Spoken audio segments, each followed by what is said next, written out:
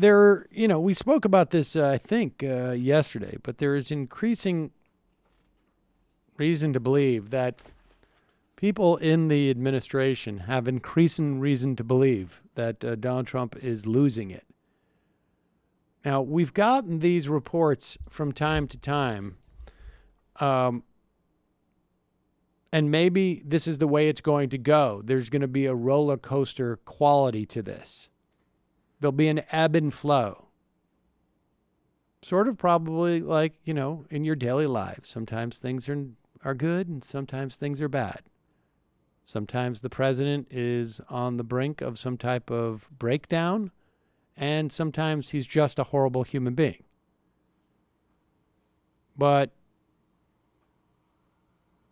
I was on Chris Hayes last night, and we were discussing the reports of his meeting in July, where he wanted to have 10 times more nukes than we have now.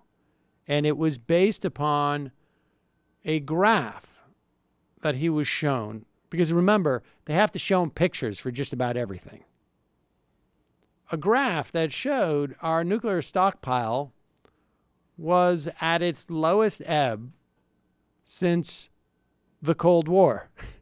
Or I guess since the end of World War II, which makes sense when you think about it, if you have the capacity to think about it. And he didn't like the fact that he was president when the line was down towards the bottom as opposed to the top. So he said, I want to go back to the top.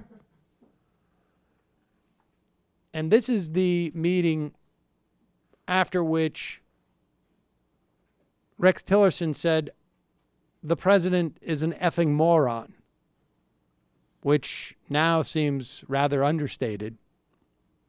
But that report was given, came out in either Vanity Fair or the Washington Post. I can't recall at the moment. But it was sourced by 3 officials in the room. You got to wonder why those 3 officials are talking about this now.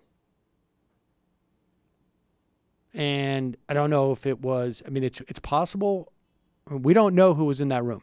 Maybe those 3 officials were Sean Spicer, Reince Priebus, and some other of the 15 people who have been fired from the administration.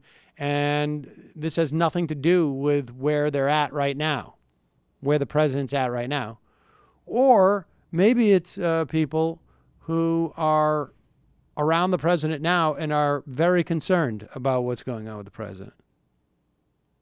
Maybe when Bob Corker comes out and says this stuff, he's saying it because he's trying to send us a message. I don't know what we're supposed to do with that message, but it certainly raises concerns. And so, I don't know, this is sort of like when I was a kid,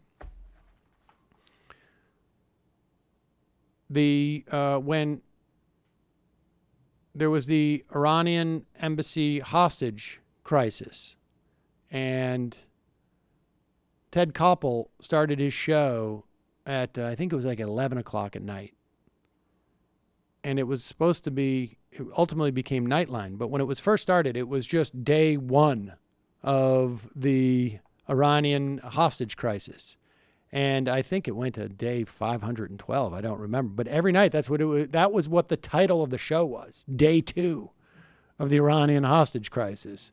And then I think they realized, there's a market here. We'll just call it Nightline. But we're sort of living, I sort of feel like maybe we should just rename the show. Like, where are we now? Day 200 of the American hostage crisis. And just as horrible as this is for most of the people listening to this, just imagine if you were a 25-year-old who was brought to this country when you were 10 or 7 or 2 or 12 by your parents, and you don't know whether sometime over the next 9, 12, 15 months, you're going to be deported to that country where maybe you haven't been since you were 2. So there's different circles of hell here, I guess, that we're all living in the Trump administration. Hi, folks. Sam Seder here. We still need your help on our Patreon page. YouTube ads have come back, but not nearly as much as we had before. So if you can help us out, any little bit helps. Head over to our Patreon page right at this URL, and you'll help us keep helping you by making videos